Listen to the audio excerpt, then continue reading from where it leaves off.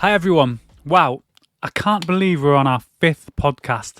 The last few months have flown by, and I don't know about you, but I think this year has been my most productive to date.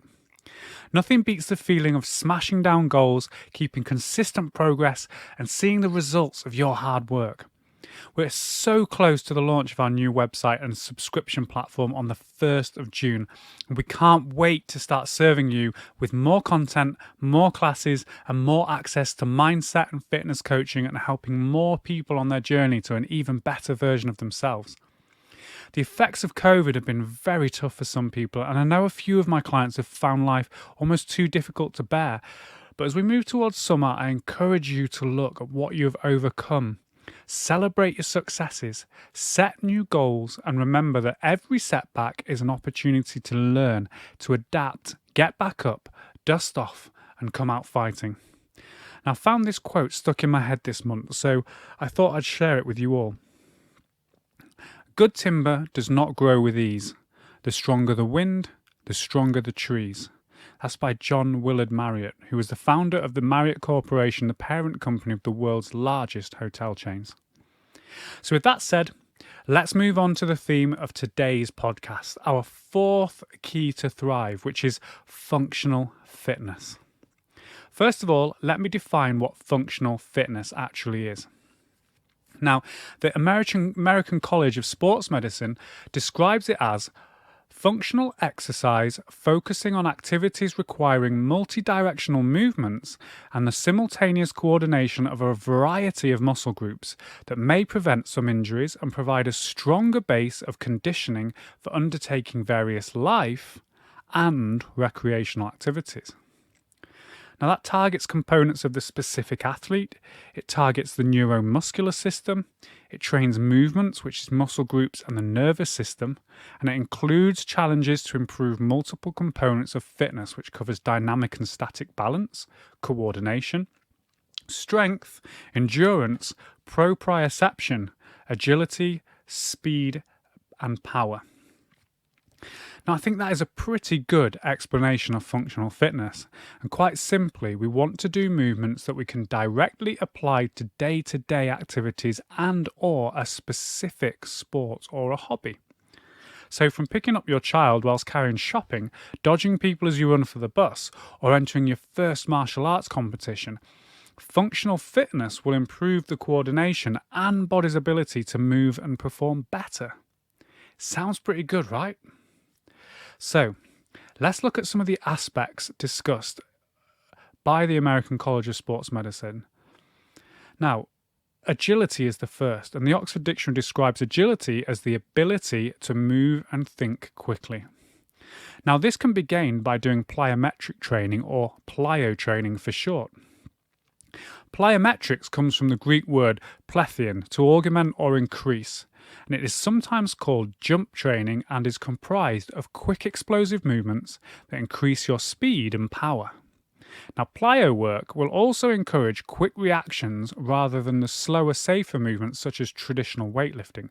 So we look to perform multiple exercises that focus on training our bodies and brains to activate more muscle fibers more quickly and to increase the efficiency and speed of our muscle contractions. It strengthens type 2 fast twitch fibers in the muscles, as discussed in the previous strength training podcast. If you're not sure about that, go back and have a listen.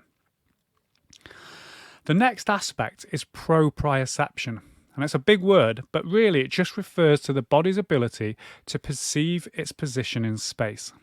So for example, proprioception enables a person to close their eyes and to touch their nose with their index finger. Now, as you all know, and some most likely experience from time to time, drinking too much alcohol has a detrimental impact on your proprioception. On a Saturday night, you can see plenty of people having problems with that. So, to improve this ability, we need to practice challenging tasks. This may be in the form of something like sport, or like something like yoga and Tai Chi. And using compound strength training exercises that we've already discussed in a previous podcast also really helps increase our proprioception as we move weights around the body and we utilize multiple joint movements. Now, when combined with plyometrics, it can have a very positive effect, giving quick improvements. Another aspect discussed by the American College of Sports Medicine is coordination. Now, many people will tell me that they have no coordination. And although coordination can indeed come more naturally to some people than others, it's also true that with practice, you can increase your coordination with the right training. So a great example of this is learning to drive a car. Now, this is an overwhelming experience for everyone to start with. Operating the pedals, gear stick, the steering wheel, and having different controls and buttons to press, whilst also navigating, checking mirrors and blind spots, having spatial awareness of the size of your vehicle, and listening to the instructor's commands. Now, when you think about that list of requirement, it makes most things seem pretty simple. Yet most of us have gone through that learning process and now have to be told not to add extra tasks like talking on the phone or, God forbid, texting. So to increase our coordination, we need to do those movements the correct way until we get it right and it starts to pass from our conscious brain, thinking about what we're doing, into our unconscious brain, the automatic responses. Now here's a good little game that you can do if you're not listening to this whilst driving or operating dangerous machinery. So let's have a go. Are you ready? So just like you would do if you were feeling a bit cold, I want you to cross your arms in front of your chest. Done it? Right, now uncross them, and this time cross them again with the opposite arm on top. How was that for you? Now, if you're like me, I had to stop and think about that for a second. And then on the second one, it probably took a lot more thought for you guys too. Now, this is exactly what I'm talking about. If you now practice that movement that feels uncomfortable around 300 to 500 times in a row, you'll find that it becomes natural and you'll not really need to think about it anymore. And this is because research has shown it takes people at least 300 to 500 times to learn a new technique. Now, that's not necessarily master it, but to make it feel more natural and move it to the unconscious part of our brain. You also have to keep on top of that to keep practicing, otherwise, obviously, that will start to feel unnatural again. Now, slightly off topic, but interestingly, it takes between about 5,000 to 10,000 repetitions to correct a bad habit. Now, this is why it's so important to make sure your technique is right from the beginning. It will save you lots of time later if you've adopted bad techniques that then require changing. So my partner sees this issue all the time in her classes. She'll see people come into a class from another instructor or new beginners, and she'll tell people to keep their weights light and focus on technique to start with. Now, on occasion, they don't listen to her advice and they think they know better, or maybe they feel like they have to impress people by adding extra weight to the bar. They then have bad technique, especially as they get more and more tired. They then ingrain that bad habit through multiple repetitions and then over multiple classes. And what happens is they plateau with their weights because their bad technique will not let them lift any heavier without discomfort, or even worse, end up with the injuries that prevent them from being able to exercise properly. So next time you feel the pressure to add more weight, ask yourself, is my technique correct? Look in the mirror if you have it, look down, check what you're doing, and ask the question, should I make sure I reinforce the good habits first before blindly adding weight or speed without getting the fundamental right? So make sure if you have an instructor outside of Fit2Thrive that they understand and they practice this themselves. Many instructors are too focused on making you work hard because you'll feel great, but they should be more focused on working smart as well.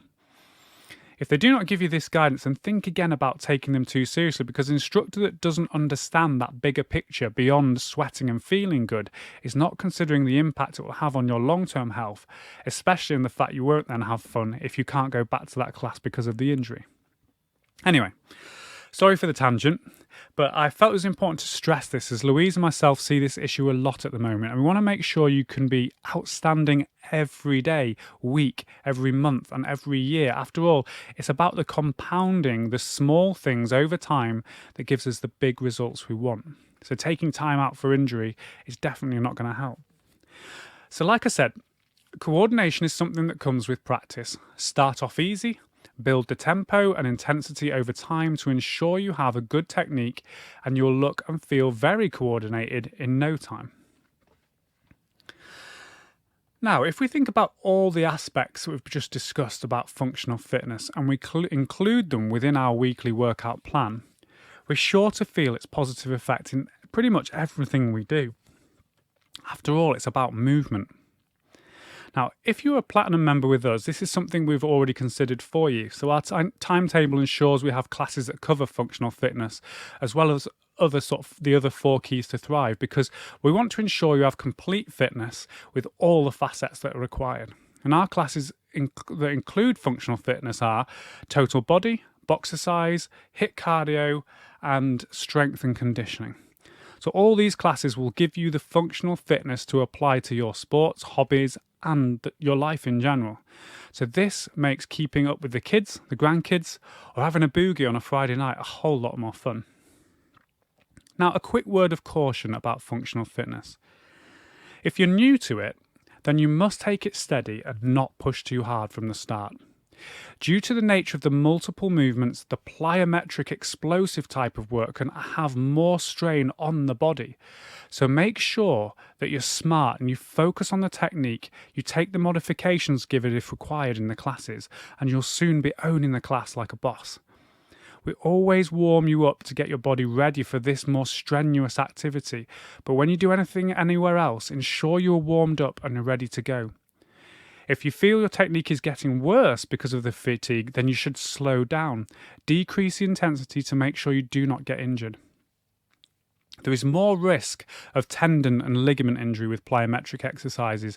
These sort of fascial tissue have very low blood supply, and because of this, it can take much longer to recover. So where a muscle or bone injury can take 6 to 12 weeks, a ligament or tendon injury can take over a year. Now, believe me, I know about this after taking a big fall whilst running one of my favourite routes, the Yorkshire Three Peaks, which is a 26-mile fell run. And I pretty much damaged every tendon and ligament around my ankle. I didn't break one bone, and the doctor told me I will have wished I had, as it would have repaired much faster. But it took me about 18 months to get back to running without any discomfort in that ankle. Now, that's a really extreme example, but I encourage you to be smart. It's a safe activity and it's loads of fun if you make sure you build up slowly and build your confidence. Now, talking about fun, there is one other huge advantage to functional fitness, and that makes it really appealing to people, and that is that it's really fun. If you lift weights or you run, sometimes it's hard to not focus on the repetitions or sometimes the discomfort you might be feeling at the time. Now, of course, to make improvements in fitness, we have to experience the right type of discomfort, as this is how our body knows to adapt. But the beauty of functional fitness is it takes that focus and includes multiple movements and can feel much more like play. Now, that distraction can mean you don't just focus on the fact it's exercise, but you'll actually enjoy the game or the mental stimulation, and the exercise part is almost the side effect of the fun activity you're doing.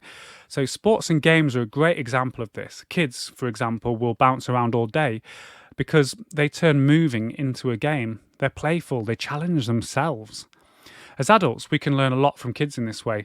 They'll jump on a bike in their school uniform without thinking anything of it, but an adult will have to get all the right gear on and ensure they have their gym water bottle all topped up and their phone, etc.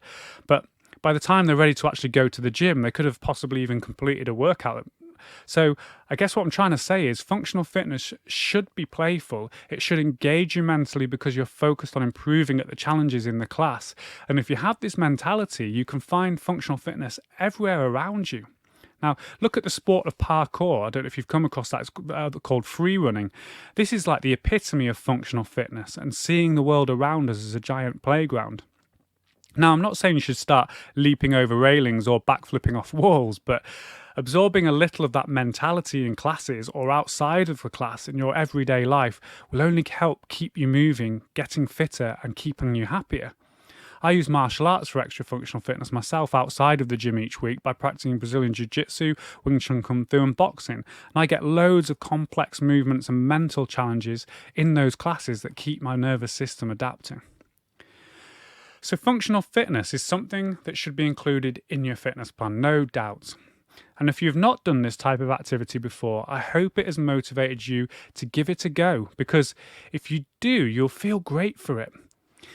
And if you do it right, then it's basically for everyone. If you train in a safe way, then anyone can really take part in some level of functional fitness.